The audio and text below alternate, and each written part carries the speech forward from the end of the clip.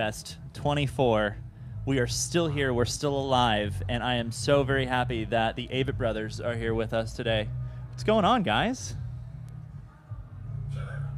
Well, this is at this soccer field, so we played soccer all day, and we're all nursing injuries. Oh dear! From the field all morning. We just couldn't stop. It was so much fun. Were you playing with the FC Dallas guys? No, thank God. No. Just a little scrimmage. No, we did a little 3-on-3, and We spent most of the morning realizing how much we've lost since high school as far as our physical ability on the soccer field. athleticism. Yeah.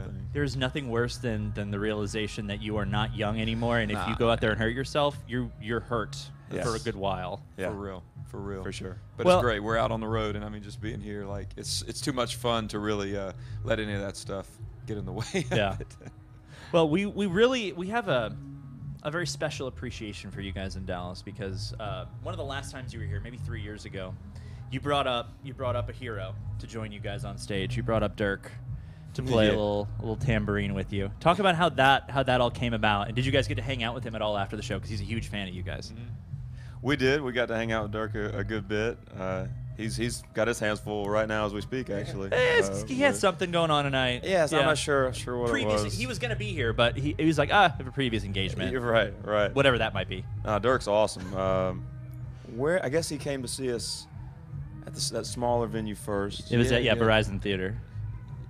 Yeah, and I think there was one before that as well. There's been a where couple that he's visited. We first met Dirk right after Dallas won. Mm-hmm. So that's 2 years ago now. Right? 2011. 2011. Yeah. Okay, so 3.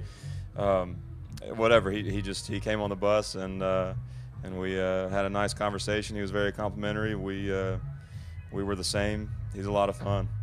I like to tell a little story about when he left the bus.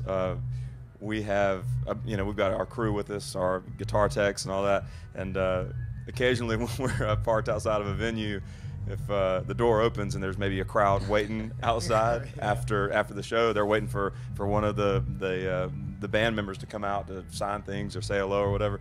And there's this whole deal where if a guitar tech or a crew member or somebody comes out of the door, there's like this. Everybody collectively is like, oh, because they're waiting for a band member. Well, that night, Dirk is on the bus with us. No one saw him go in the bus with us, so he opens the door, goes out, and we hear the crowd collectively go, they just bigger crowd, bigger cheer than for any of us. Cheer than if it was for any of us. So that was hilarious. But Dirk's awesome, and we wish him all the luck today. Yeah, we got a big playoff game going on today. Huge. I think the fact that having you guys in town, I think it could be some good mojo for him. We hope. And you guys are no strangers to having some pretty important people share a stage with you. You guys have once shared the stage with the great Bob Dylan. And I think I saw in an interview somewhere that you had said that you can't trust anybody that doesn't like Bob Dylan. Explain that a little bit. I think we just heard Jack White say that one time, and we just reiterated it. It's true. It's really true. Just he obviously made such an impact on the lives of anybody that is interested in music, makes music, writes lyrics or poems or anything like that. Just anyone in the arts at all. He's been in our actual time like one of the greats that will be remembered forever as one of the greats. So it's really amazing. He's a true legend. So playing with him, and the most interesting and exciting thing was playing with him and the common sort of bond that we had with him as far as performers and guys that all just kind of gathered at a stage, and regardless the fact that he's a living legend and we are not, and we're not yet. We're just legends in the making. We all just kind of started doing the job and enjoying our time together and performing together, and it was way more about the job at hand than who's who. So the thing that I've always loved about your music, and I think the thing that everybody loves about it, is there's just an honesty to it. Like, I actually believe what you guys are singing. You're coming from a real place. Is the writing process, the stories that become the songs, is it coming from everybody, or is it mainly just one or two of you writing these songs? Scott and I do 98% of the writing, but the songs don't really come to life or have any kind of color to them until we all play them together. Mm-hmm. We put a lot of thought, a lot of effort into writing the songs because Whereas a fan, even the best fan in the world, might come to, 10 shows in a year or whatever. We're the ones that have to hear these songs over and over and over and over and over again, and have for many years now. So we put a lot of thought into it. What is it like touring with your brother? Do you guys still fight the way you used to? Is there still disagreements? How is it for you guys touring with these two? The disagreements are, the differences between us are more evident and apparent than they've ever been. Mm-hmm. But we're also more apt and more equipped to understand those and sort of barter with each other. Try to make room as we can. For instance, today there was a song that I wanted to perform for an artist friend of ours, a photographer and videographer, and I said, well, Seth, will you back me up on this one? And there was a song that he had brought to the table, and I said, well, I'll play on this one, but I'm not crazy about it. And he said, well, because maybe it wasn't in my wheelhouse for the time, or maybe I'm not feeling it in its initial presentation. But Seth said, well, I'll do it if you'll play that one. So then we do it, and then after you kind of do that barter and that agreement, a disagreement turns into an understanding, which turns into actually an agreement in a weird way, strange which is way. really good. It's really good. Yeah, and any kind of disagreements we have, Bob here has been with us since the beginning, and Bob's a little older than Scott and I, but he's another brother, and Scott and I have disagreements. A lot of times Bob is there to sort of help us kind of understand each other's sides, and kind of can be a mediator at times where we're having trouble kind of figuring it out. But there's we have a lot of great conversations in the bus. A lot of conversations. It's very un-rock and roll in our bus, but we learn a lot from each other. Yeah. You guys went to East Carolina University, is that right? And Scott, did you study radio? Is that what I had read? I did study. Yeah. Who goes to college to study radio? Right. Did you? Okay. Pretty much only losers. Actually, I Yes. went for art, and I also went to college to study radio. Again. What is wrong with us? Only losers. here we are on the radio. I guess somehow it worked. Yeah. Well, no, it was. I was failing and was probably convincing myself that I needed to leave college.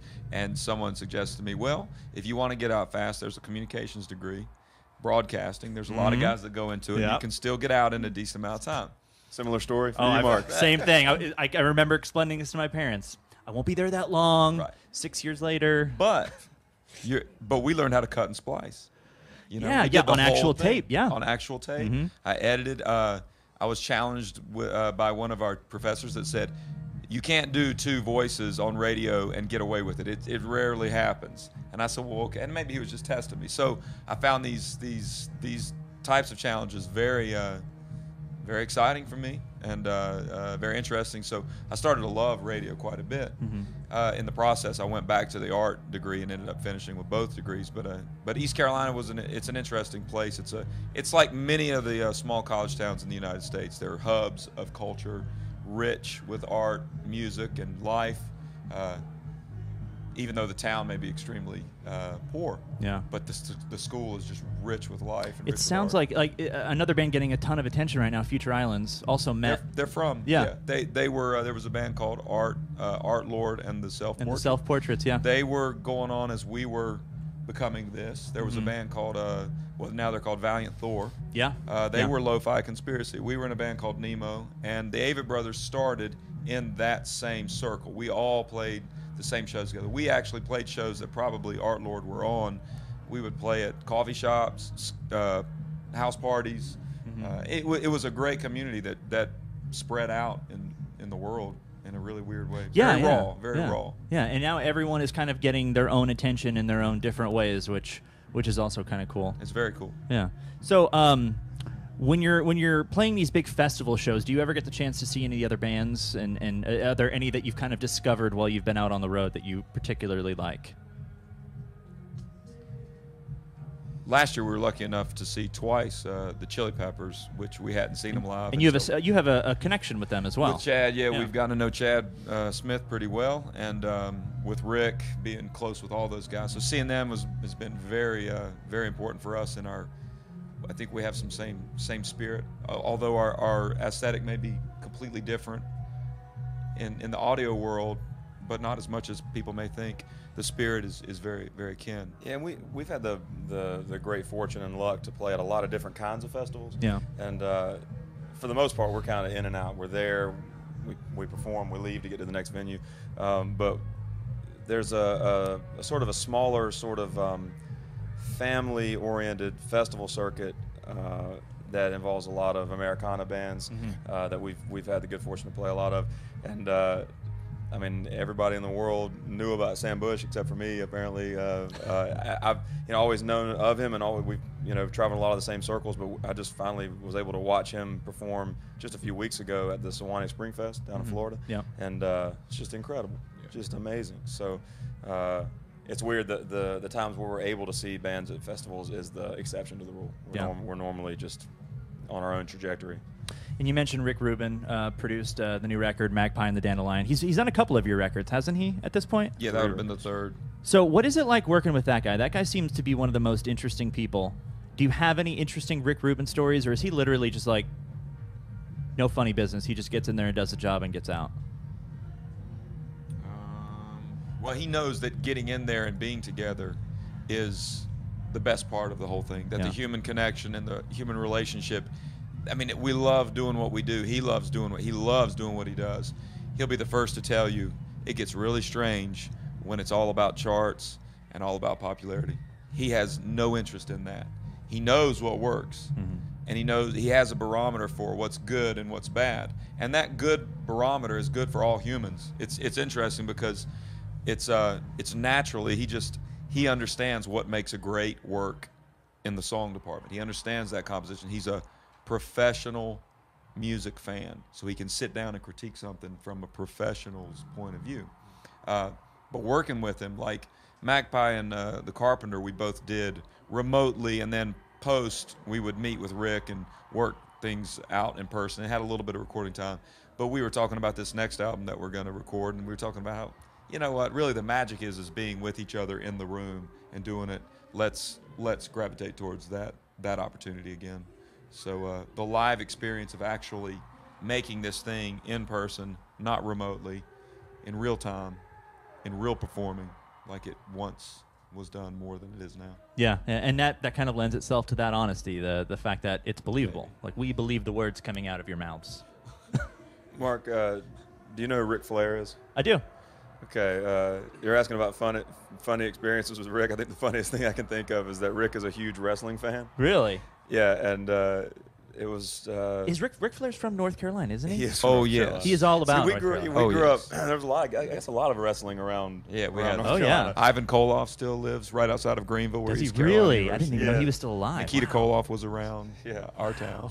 So it was kind of a bizarre thing for us to realize how much Rick knew about all these wrestlers that we knew from growing up, and Scott and I, wrestling with each other in the living room, trying to be like Ric Flair, and then finding out that Rick Rubin is basically a biographer of 1980s wrestling. Loves it. Lights loves up it when to he talks death. about it. So he had a really hard day when the Ultimate Warrior passed away then. Oh, Probably. That was a rough day for all of I'm us. sure. Probably. I'm sure. Now, Dusty Rhodes, is he from Dallas, or was it? I believe Austin? so. I believe he is from or outside of Dallas. See. Man, But we're We're also in home to the Von Erichs, Okay. yeah, the legendary Von Erichs as well. So So this is big time. We We're will, bonded. We here will in go North Carolina. we will go on epic YouTube journeys looking at Ric Flair and all the different when they start talking to the camera and tell this That's opponent real what deal. they're going to do to him and all that. It's great. would you guys want to cut a quick wrestling promo?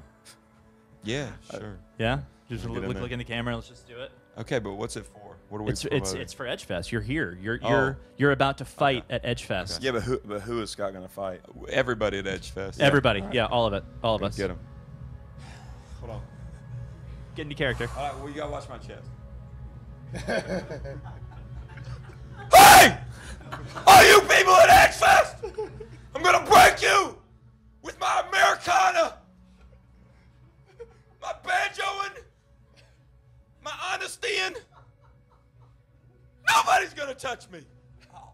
If I don't bust a blood vessel in my eyeball first. Get out to Edgefest! Woo! Well done. That's well done. That will never, ever be topped in the history of Edgefest again. No. Thank you guys so much for being here. The new record is fantastic, Thank as you. per usual. Magpie and the Dandelion, the Avett Brothers at Edgefest 24. Thanks, y'all. That's powerful.